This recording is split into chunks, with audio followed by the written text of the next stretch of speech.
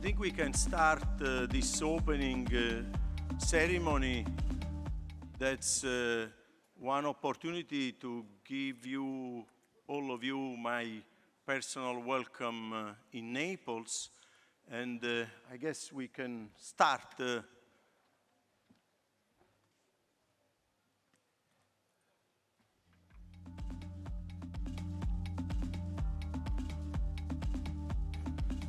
So I think we achieved quite a great success with a very large and extensive participation to this meeting, 23 years after the last meeting in Italy that did take place in Genoa under Professor Scopinaro.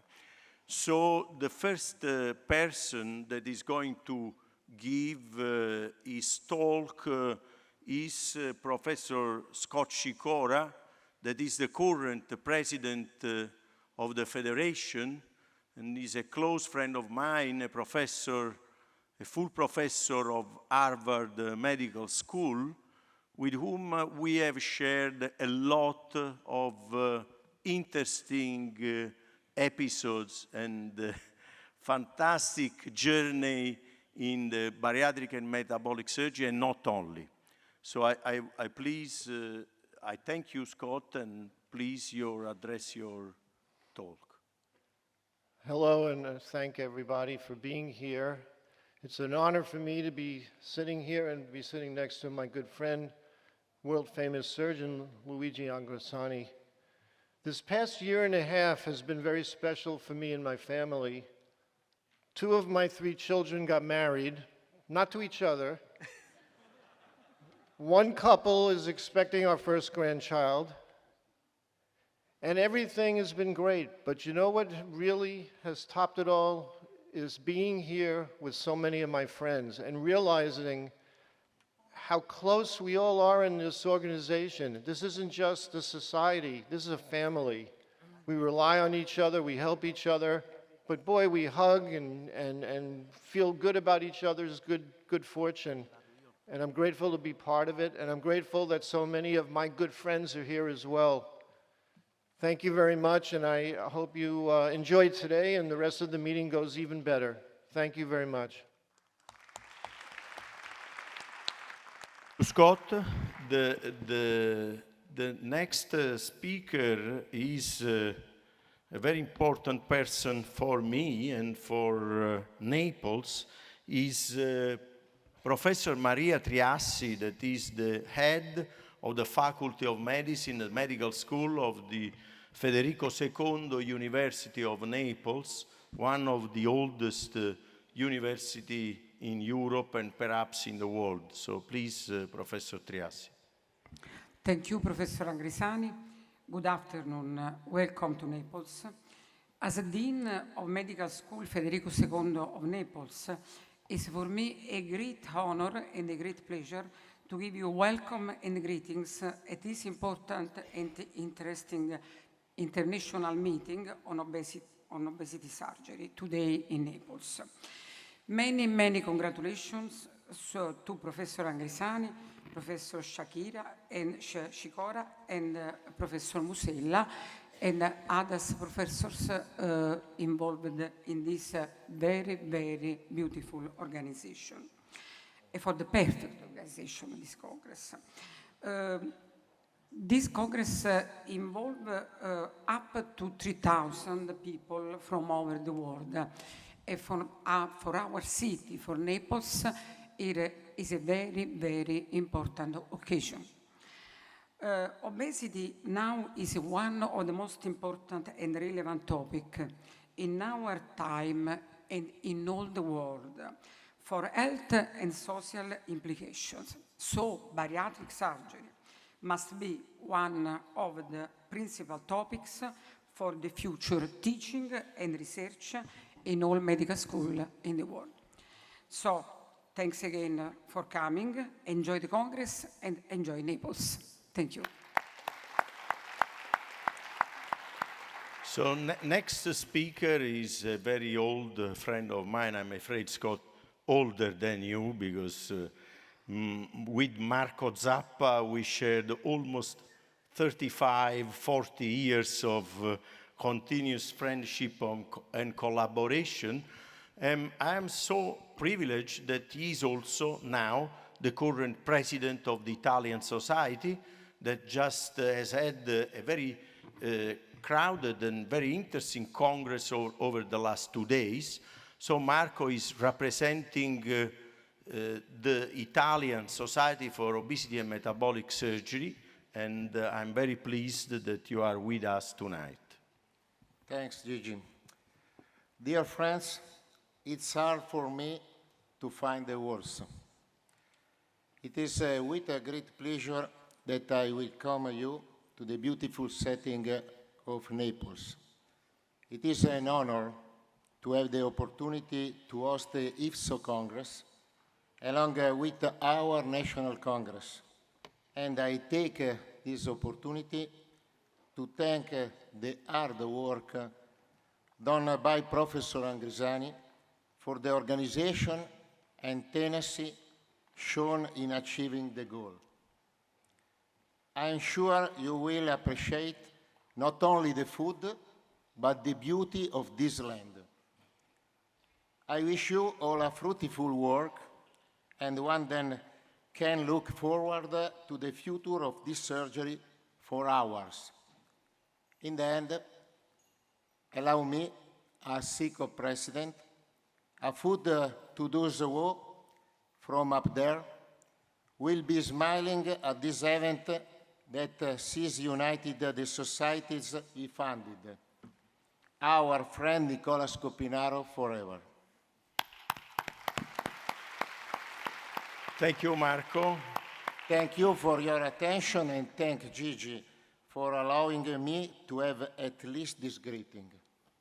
Thank you very much, Marco. We appreciate it very much. And when you talk of Scopinaro, you introduce a delicate topic for me and for IFSO and for Scott. So the next to talk is Professor Silvestro Canonigo. He's full professor of surgery and is speaking on behalf of the oldest general surgical society, the most prestigious we have in Italy, the Italian Society of Surgery. Please, Silvestro. Thank you. Dear President, dear colleagues, it's a real pleasure to bring the greetings of the Italian Society of Surgery. Bariatric surgery, like all surgery, has undergone a very rapid evolution in recent years in terms of indications, type of interventions, and technology. Therefore, constant updating is extremely important for surgeons through scientific journals, webinars, but above all, national and international congresses. On such meetings, in fact, direct contact with the leading experts in the sector, such as the possibility of interacting with them, allows to deepen one's knowledge. The Italian Society of Surgery is more and more committed to this work of updating all aspects of general surgery.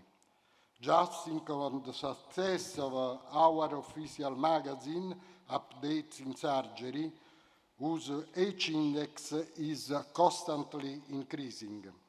A very important opportunity for updating and discussion will be also the next National Congress of the Society, which will take place in the splendid city of Pisa in September, with the participation of over 300 speakers and over 1,000 members. With the hope of seeing you there too, I offer my warmest congratulations and sincere best wishes for the success of this international congress. Thank you very much, Silvestro. So you got a nice invitation to visit Pisa, that is a splendid, very nice city in Italy. And now we move to Mario Musella, that you all know for his credit in bariatric surgery and and one anastomosis gastric bypass. And he is now closing the Italian Congress that has just finished, and he has been chairing for the last 2 days. And I must thank very much personally Mario. We did an incredible journey together without ever raising any discussion of any kind.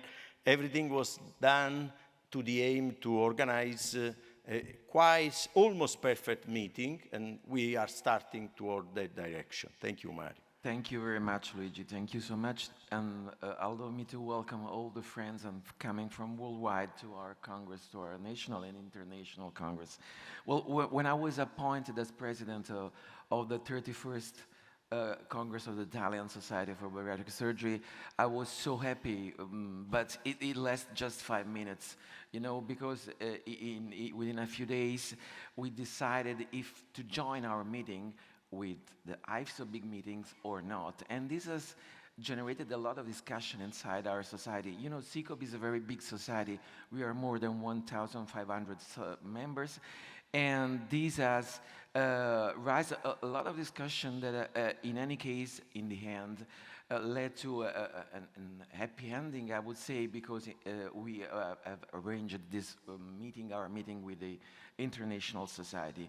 I had a lot of worries about our meeting and joining our meeting with the IFSO big meeting for a lot of reasons, of course, mainly because, of course, for agreement, any national society, as with IFSO, we had just one room to have our scientific program to run, but in the end, it gave us the advantage to gather a lot of arguments together and putting together in the same room a nutritionist, endocrinologists, surgeons, of course, psychiatrists, and endoscopists, and this has been appreciated by a lot of our members in the Italian society.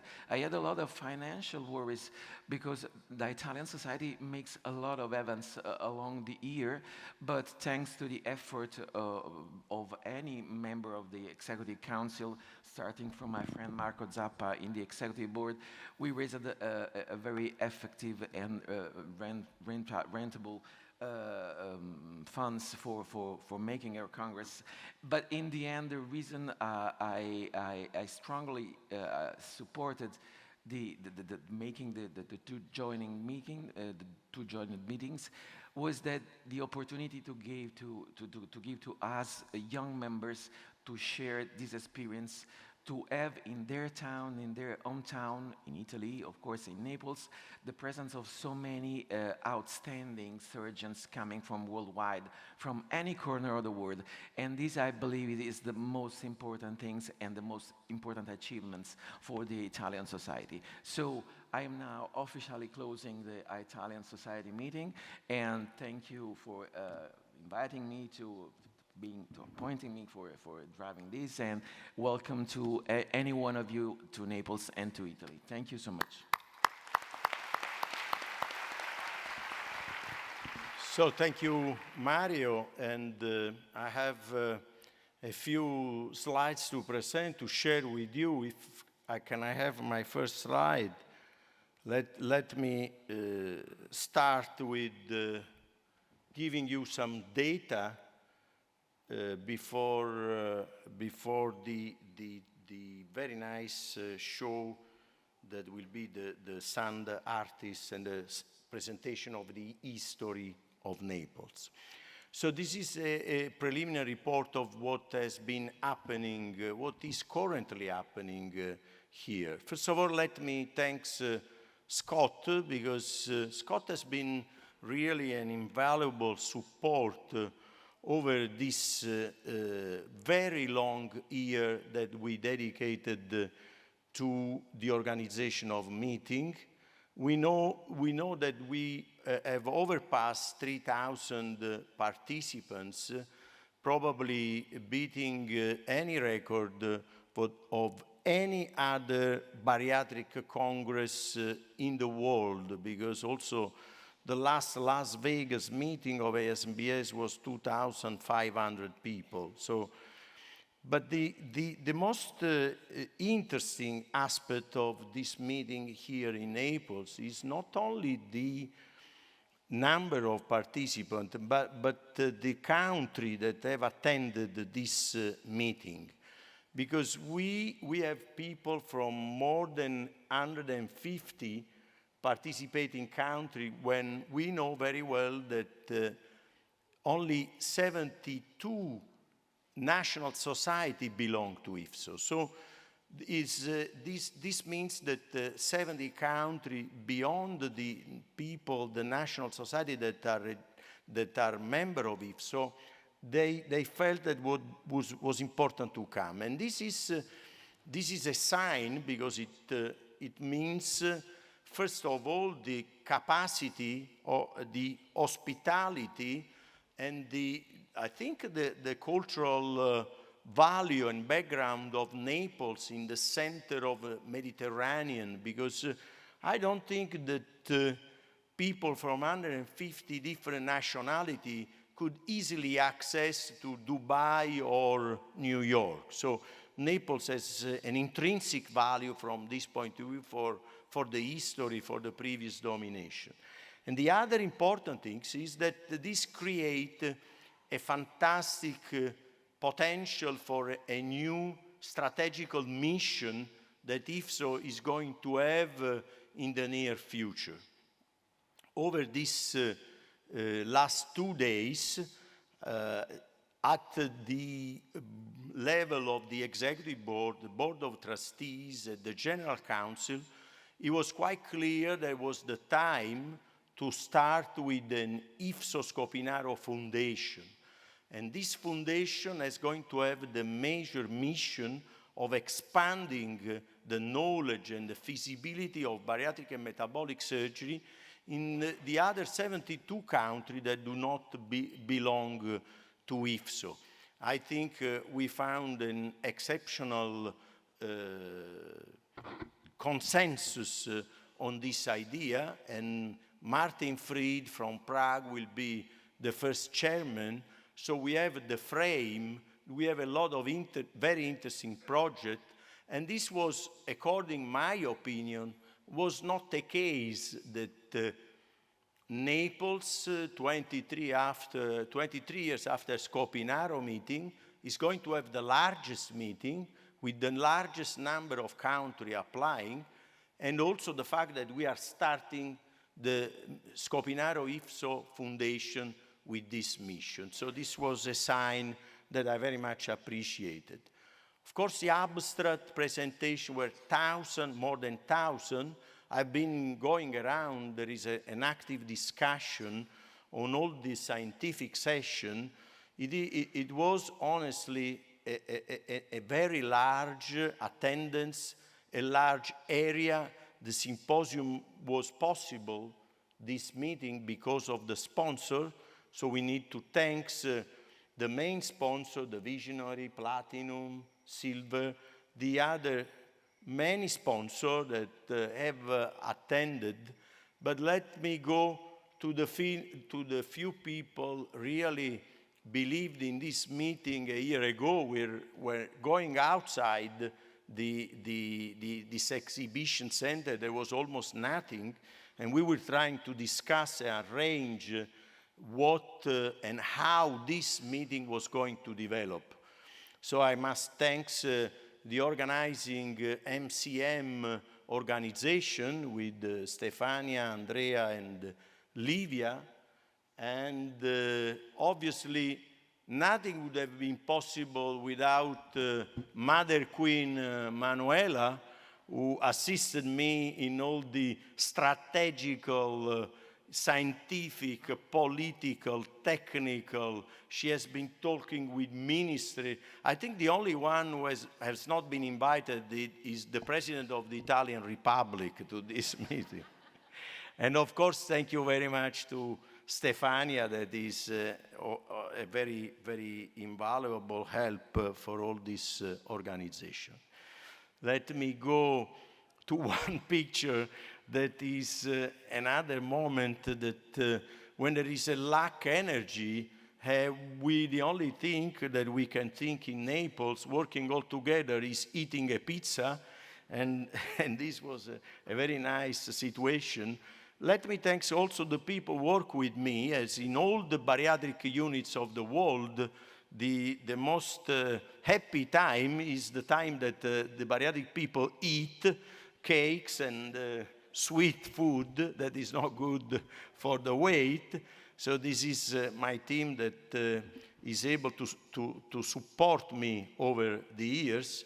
Let me thank finally my family for all the time I have subtracted to them over this last, let's say, 40 years that I worked so much to achieve this result today. That was for me really an immense satisfaction to have all of you enjoying Naples and this meeting. I thank you very much for this. So I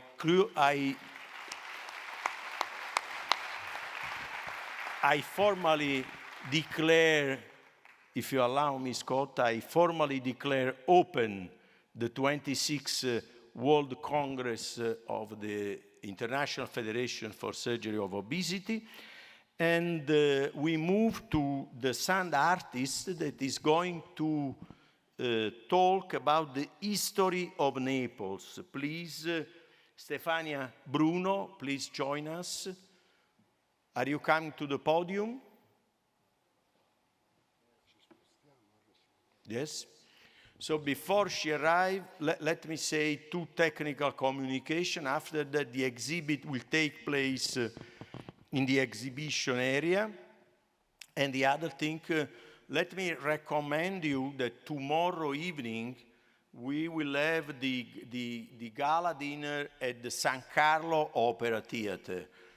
This is the oldest lyric opera theater of the world.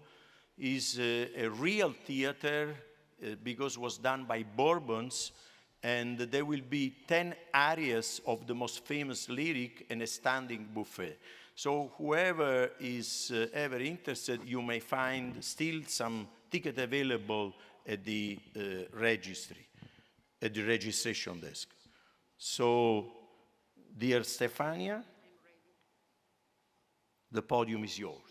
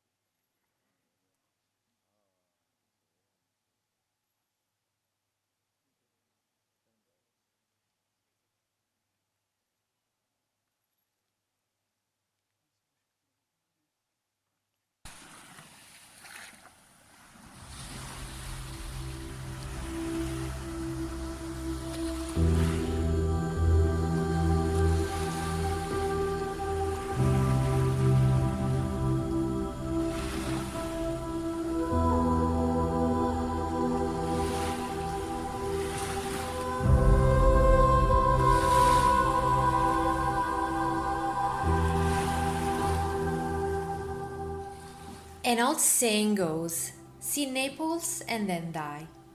We do not know who coined this saying, but we do know that it did so to express the beauty of a city that, despite its contradictions, is and will remain one of the most beautiful and fascinating cities in Europe and the world.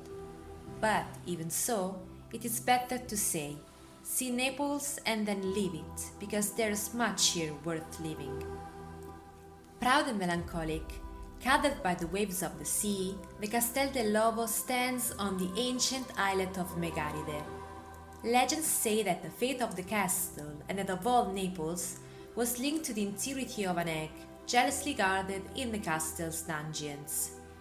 Another legend claims that the city's name was inspired by Parthenope, a mermaid who, distraught at the cunning of Ulysses, who had escaped the power of the siren's song, allegedly committed suicide, and the body drifted until it ran aground on the rocks of the islet of Megaride, where the Castel dell'Ovo stands today.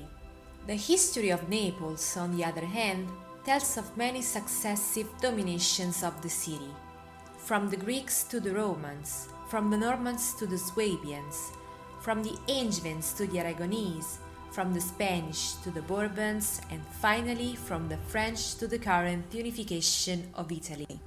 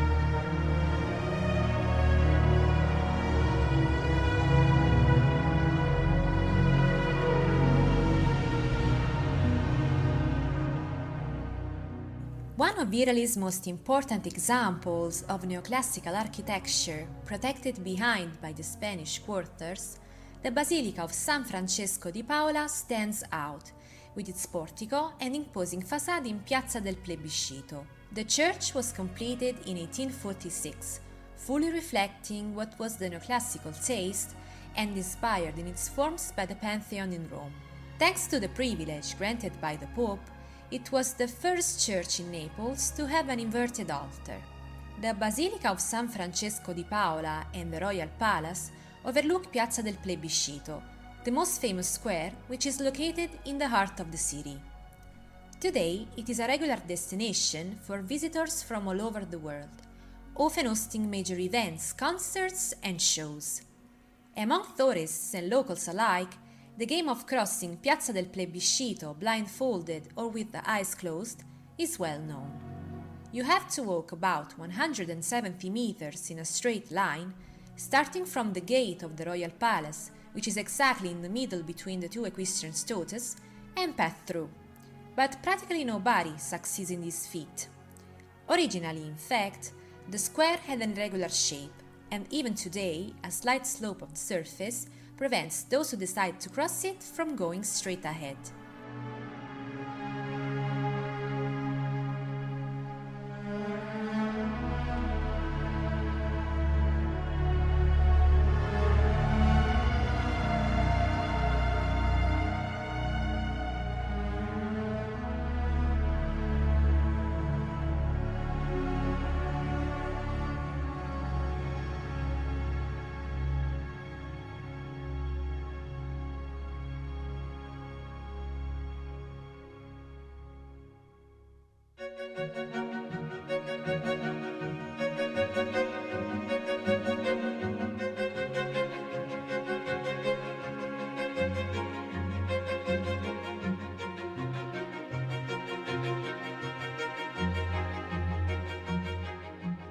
There are so many splendid districts and neighborhoods in Naples.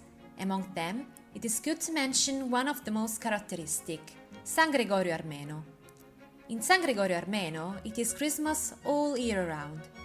Every month, even when it's hot and the Christmas holidays are far away, the masters are at work to build the typical cork cribs and terracotta shepherds. The atmosphere in San Gregorio Armeno begins to warm up in November, but December is the month when the street is crowded with people at all hours of the day. Each crib master knows how to perfectly advise his customer as to the meaning, symbol, and use of each shepherd. Colorful and ancient, the workshops in Via San Gregorio Armeno are located one in front of the other, showing off the masterpieces of Neapolitan crib art.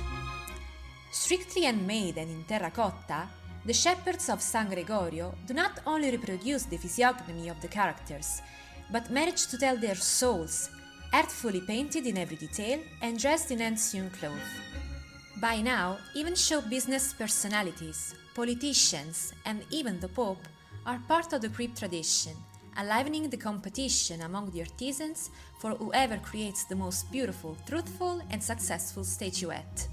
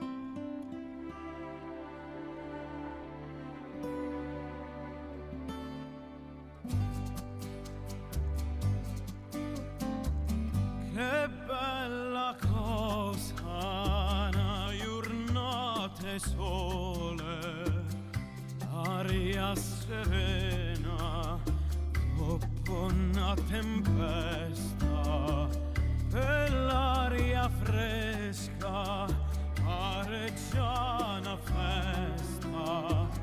Che bella cosa, una giornata sole. The Napolitan song has a centuries-old history.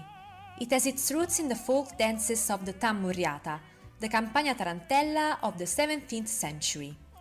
From the 19th century onwards, the classical song established itself, which found its greatest moment of expression in the Piedigrotta folk festivals and later in the Napolitan song festivals. Some songs in the Napolitan language are known throughout the world, such as Funiculi Funiculà, O Soldato Innamorato, and O Sole Mio. In more recent decades, many artists, while following in the wake of the Napolitan song, have proposed a version of it, contaminated by the Italian song, among them Peppino Di Capri and Massimo Ranieri. Renato Carosone, on the other hand, inaugurated a new genre, born of a mix of Napolitan music, jazz of American origin, and sounds of Arabic music. Linked to the Napolitan popular music is the birth of the sceneggiata, which involves the development of a theatrical performance based on a popular song.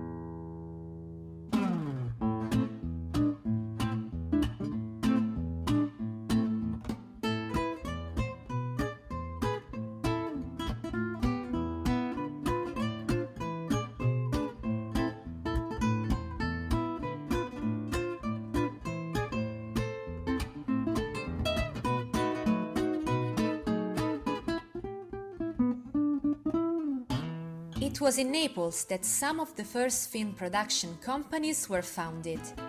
The city was linked to more than just the national history of cinema. Suffice to say that the Lumiere brothers, the inventors of the cinematography art, made some of the first shots on Naples' seafront. Many were the directors or actors of Napolitan origin, or in any case linked to Naples. Among them, Mario Monicelli, Pierpaolo Pasolini, Vittorio De Sica, Ettore Scola, Dino Risi, Massimo Troisi, Giuseppe Tornatore, and Gabriele Salvatores.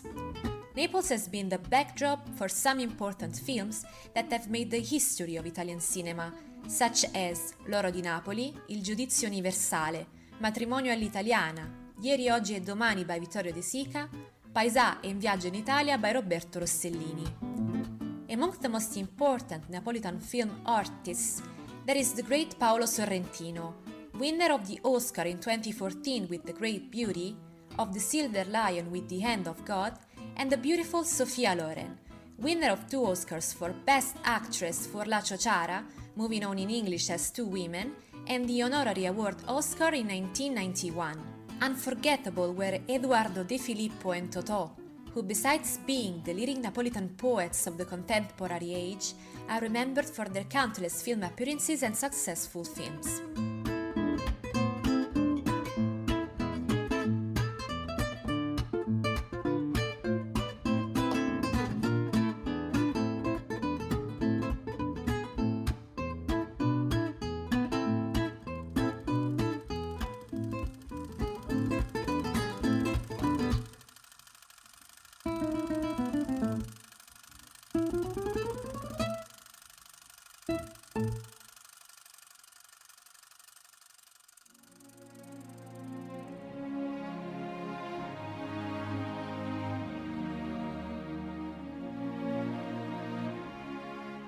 Diego Armando Maradona said, "I want to become the idol of the poor kids in Naples, because they are just like I was in Buenos Aires." Diego Armando Maradona is the greatest footballer of all time. What did Maradona mean and still means for the city of Naples and for the Napolitans is perfectly encompassed in the Scugnizi, who still play with his shirt Miezza Via in the street, argue about who is the strongest between Messi and Cristiano Ronaldo. And then solve with, "Vabbò, mo meglio è Maradona. Who cares? The best is Maradona." Who complain to those who do not pass the ball. "Non fo Maradona. Don't try to be Maradona." The Argentine was immediately loved by Naples and loved the city and the people back. He always understood and appreciated the affection. He saw himself in the people, in the boys who, like him, only had a ball and some dreams.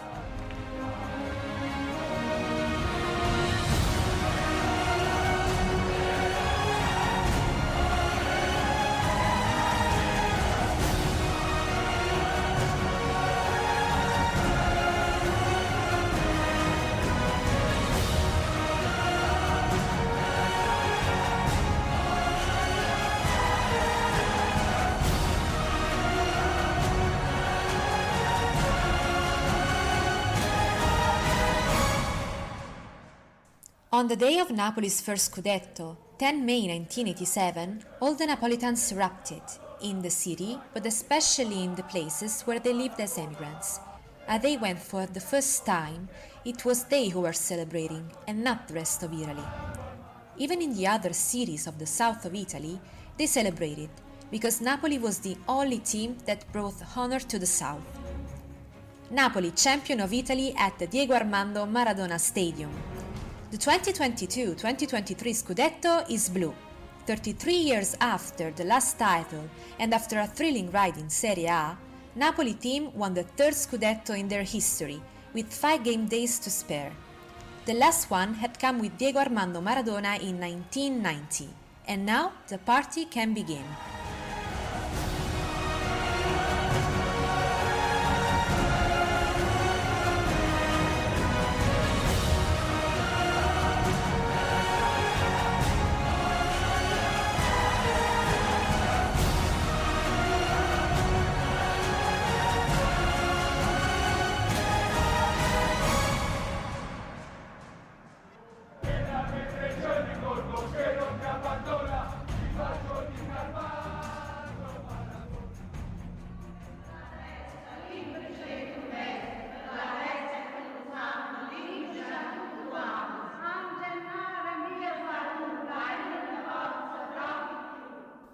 The Napolitan people are particularly devoted to the figure of San Gennaro. He is one of the best-loved saints, thanks to the warm faith of the Napolitans, who elected him patron of the city after saving it from plagues and eruptions of Vesuvius. A much-loved patron saint of the people, his iconographic attributes are the pastoral staff and the palm, symbol of martyrdom. 3 times a year, the miracle of San Gennaro occurs, which liquefies his blood in 3 different locations of the city. The first time happens on the first Saturday in May in the Pozzuoli Cathedral. Here, after the ritual prayers, the liquefaction of the clotted blood takes place.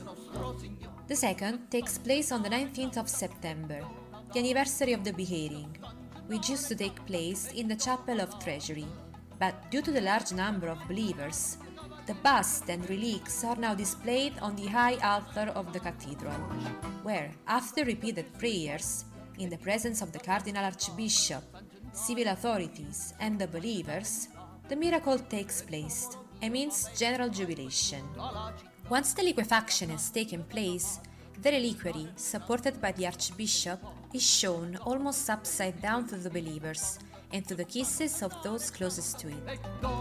The blood remains dissolved for the whole of the following octave, and the believers are allowed to see the reliquary up close and kiss it, with a prelate who moves it to ascertain its liquidity. A third liquefaction takes place on the 16th of December, feast of the patronage of San Gennaro, in memory of the disastrous eruption of Vesuvius in 1631, which was stopped after the invocations to the saint. The prodigy, so punctual, did not always happen.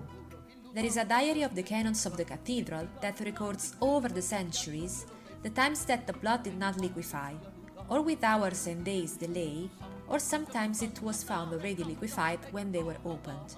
According to the tradition, if the blood does not liquefy, it is a bad omen for the fate of the city.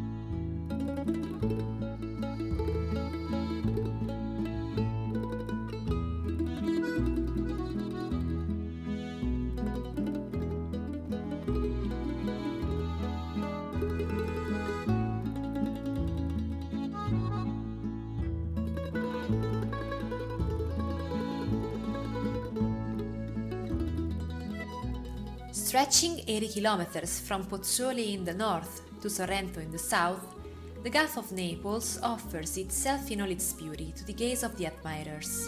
To the west are the Felegrian fields and very intense land activities. To the south, the Sorrento Peninsula, rugged and wild, bordered by cliffs and crossed by deep gorges. In between, villas from past eras and today's seaside resorts dot the vast bay, with islands on the horizon, not forgetting Vesuvius, a majestic, menacing and omnipresent volcano. For its natural, historical and artistic beauty, mild climate and excellent gastronomy, the Gulf of Naples is a unique place, known worldwide.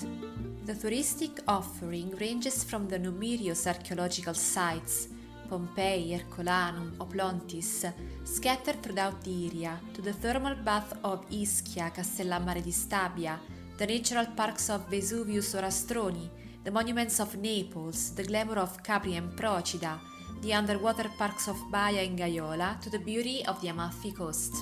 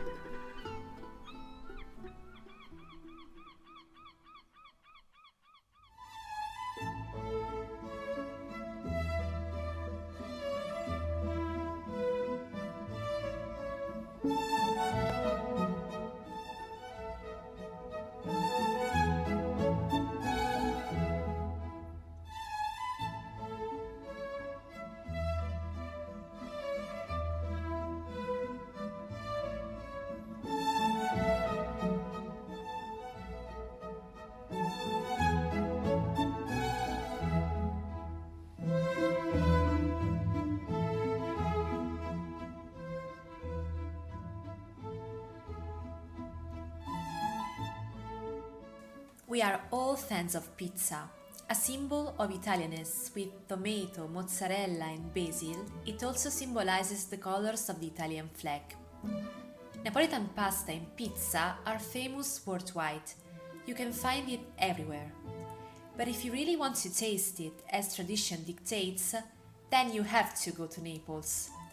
There, among the alleys, you are sure to savor the original taste of the real pizza that melts in your mouth, folded in four, with tomato, a little mozzarella and basil. The real pizza called a portafoglio, wallet pizza. The history of pizza margherita is noteworthy.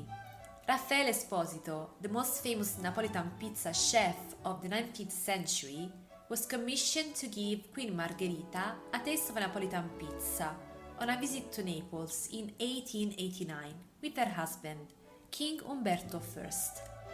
Legend has it that, wishing to make a good impression, he prepared 3 types of toppings: the classic focaccia with lard, cheese and basil, the marinara with oregano, garlic and tomato, and the latest variant with tomato, mozzarella and fresh basil to symbolize the colors of the Italian flag, then an essence state. It was in fact called pizza margherita in honor of the Queen, who was very fond of it.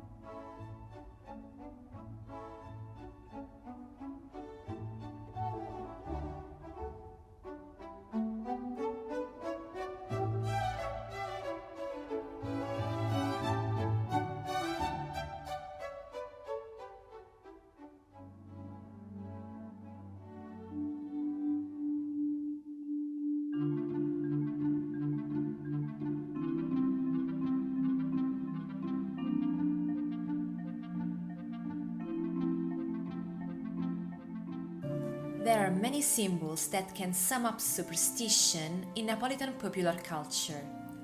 The horn, also called munacello, is the most typical expression of superstition that characterizes the people of Naples. For the Napolitans, the lucky horn is the superstitious object for excellence. Beware, in order for it to bring good luck, it must be strictly handmade and red in color. Red for the power linked to the vivacity of the color. Handmade, as the manufacturer releases his positive influences on the symbol he creates. Furthermore, it is thought that to fulfill its superstitious function, the horn must have a number of specific characteristics. Toast, stuart e capunt, stiff, crooked and with a point.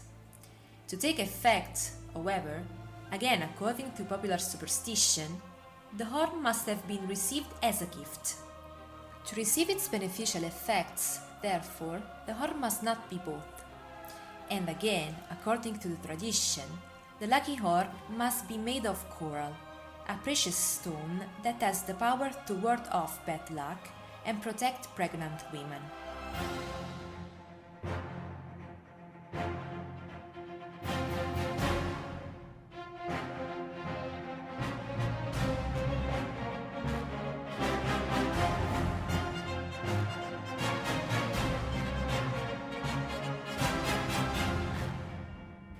Of Napolitan origin is the Smorfia, a book for dream interpretation aimed at playing the lottery and the bingo. The Napolitan Smorfia is a kind of dictionary in which each word, person, object, action, situation, etc. corresponds to a number to be played at a lottery. The origin of the term is uncertain, but the most frequent explanation is that it is linked to the name of Morpheus, the god of sleep in ancient Greece, as it is customary to translate dreams into bets. Last but not the least, Pulcinella, the traditional Napolitan mask who embodies the soul of Napolitan people, representing a simple man who tries to face all his problems with a smile. He enjoys making fun of the mighty ones and being clever. As a matter of fact, it's hard for him to be quiet.